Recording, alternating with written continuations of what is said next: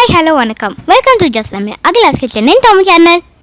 இன்றைக்கி நாம் ரொம்பவே காரசாரமான அதே சமயம் ரொம்பவே ஈஸியாக செய்யக்கூடிய ஒரு சூப்பரான சைட் டிஷ் தான் எப்படி செய்யலாம் அப்படிங்கிறத பார்க்க போகிறோம். இது நான் சொன்ன மாதிரி ரொம்பவே காரமாக இருக்கும். அதனால் உங்கள் வீட்டில் உள்ளவங்களுக்கு ஏற்ற மாதிரி நீங்கள் காரத்தை அட்ஜஸ்ட் பண்ணி இதை செய்யலாம். இது வேறு ஒன்றும் இல்லைங்க, காலிஃப்ளவர் பெப்பர் ஃப்ரை. இது நீங்கள் சாதத்துக்கு சைட் டிஷ்ஷாகவும் சேர்த்து சாப்பிடலாம். அப்படி இல்லை ஏதாவது சப்பாத்திக்கெலாம் ரோல் பண்ணியும் நீங்கள் சாப்பிடலாம். ரொம்பவே சூப்பராக இருக்கும். என்னுடைய வீடியோஸ் நீங்கள் இப்போ தான் ஃபர்ஸ்ட் டைம் பார்க்குறதா இருந்ததுன்னா என்னோடய சேனலுக்கு நீங்கள் சப்ஸ்கிரைப் பண்ணிக்கோங்க. அதே மாதிரி என்னுடைய வீடியோஸ் உங்களுக்கு பிடிச்சிருக்கு அப்படின்னா நோட்டிஃபிகேஷன் பெல் ஐக்கானையும் நீங்கள் கிளிக் பண்ணிக்கலாம். அப்போ தான் நான் புதுசாக போடுற எல்லா வீடியோஸும் உங்களுக்கு நோட்டிஃபிகேஷனில் வரும். வாங்க இப்போ செய்முறை எப்படிங்கிறத நம்ம பார்ப்போம். இந்த காலிஃப்ளவர் பெப்பர் ஃப்ரை பண்ணுறதுக்காக நான் ஒரு மீடியம் சைஸ் காலிஃப்ளவர் எடுத்துக்கிட்டு இருக்கேன். அது எனக்கு 3 கப்புக்கு வந்தது. இப்போ அதில் நல்ல சூடான தண்ணி ஊற்றி ஒரு 1/4 டீஸ்பூன் உப்பு, 1/4 டீஸ்பூன் மஞ்சள் தூள் ரெண்டுத்தையும் சேர்த்து நான் ஒரு 10 நிமிஷம் நல்லா ஊற வைக்க போகிறேன். ஸோ ஏதாவது பூச்சிங்க ஏதாவது இருந்தது இல்லை புழு ஏதாவது இருந்ததுன்னா அது போயிடும். அதனால் நான் இதை ஃபஸ்ட்டு ஒரு 10 நிமிஷம் நல்லா ஊற வச்சுக்கிறேன். இப்போ நம்ம மசாலா ப்ரிப்பேர் பண்ணலாம். மசாலா பண்ணுறதுக்காக நான் ஒரு 1/4 டேபிள் ஸ்பூனுக்கு மிளகு, 1 டேபிள் ஸ்பூன் ஜீரகம், 1/4 டேபிள் ஸ்பூன் சோம்பு, 1/2 இன்ச்சு இஞ்சி, ஒரு 4லேருந்து 5 பல் பூண்டு, அப்புறம் ஒரு 10லேருந்து 12 கருவேப்பிலை எல்லாத்தையுமே சேர்த்து நல்ல கொரன்னு நம்ம அரைச்சி எடுத்துக்கலாம். இதையும் நம்ம தனியாக எடுத்து வச்சுக்கலாம். நம்ம இது கடைசியாக தான் சேர்க்க போகிறோம். பிறகு ஒரு பெரிய கடாயில் 3 டேபிள் ஸ்பூன் நல்லெண்ணெய் இல்லைன்னா நீங்கள் நார்மலாக யூஸ் பண்ணுற ஆயில் எடுத்துக்கோங்க.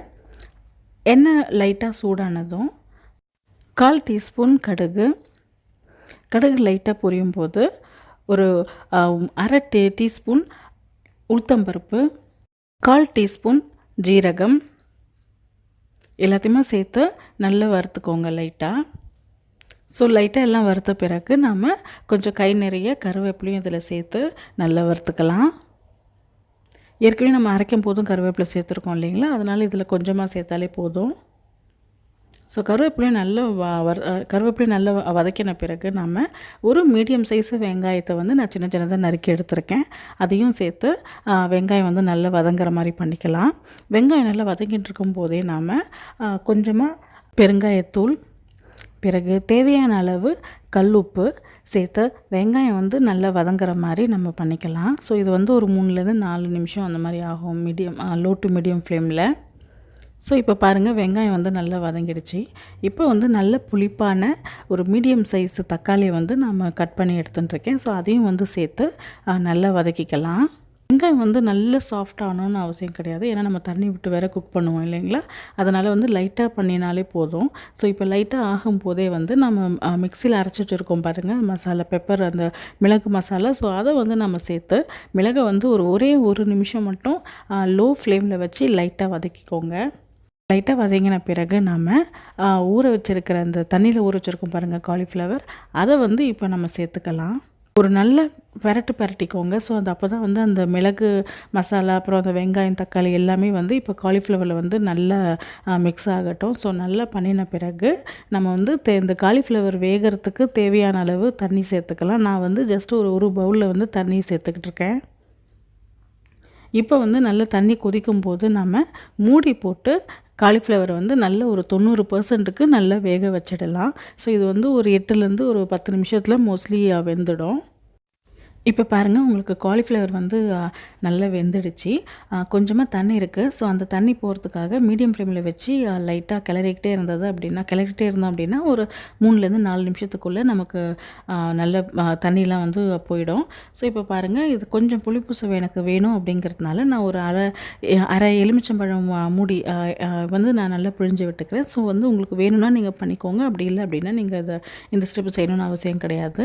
அவ்வளோதாங்க, நம்முடைய சூப்பரான காலிஃப்ளவர் பெப்பர் ஃப்ரை வந்து ரெடி ஆகிடுச்சு. ஸோ இது மேலே வந்து லைட்டாக நம்ம கொத்தமல்லி தழைகளை தூவி நம்ம இறக்கிட்டோம் அப்படின்னா நம்மளுடைய சூப்பரான டிஷ்ஷு ரெடி ஆகிடுச்சு.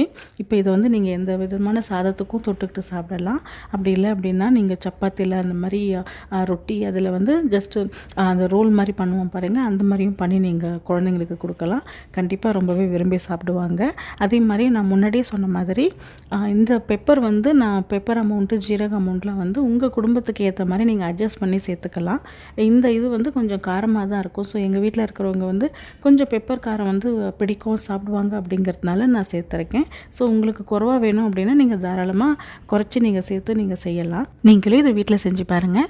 செஞ்சு பார்த்துட்டு உங்களுக்கு எப்படி வந்தது அப்படின்னு சொல்லிவிட்டு எனக்கு கமெண்ட் பண்ணுங்கள். இந்த வீடியோ உங்களுக்கு பிடிச்சிருந்ததுன்னா லைக் பண்ணுங்கள், ஷேர் பண்ணுங்கள் மற்றும் சப்ஸ்கிரைப் பண்ணுங்கள். அதே மாதிரி என்னுடைய வீடியோஸ் உங்களுக்கு நோட்டிஃபிகேஷனில் வரணும் அப்படின்னா பெல் ஐக்கானை கிளிக் பண்ணிக்கோங்க. மீண்டும் வேறொரு புதிய வீடியோவுடன் உங்களை நான் சந்திக்கிறேன். அதுவரை வீடியோ பார்த்ததுக்கு மிக்க நன்றி. ரசித்து ரசித்து சமைங்க, ருசித்து ருசித்து சாப்பிடுங்க.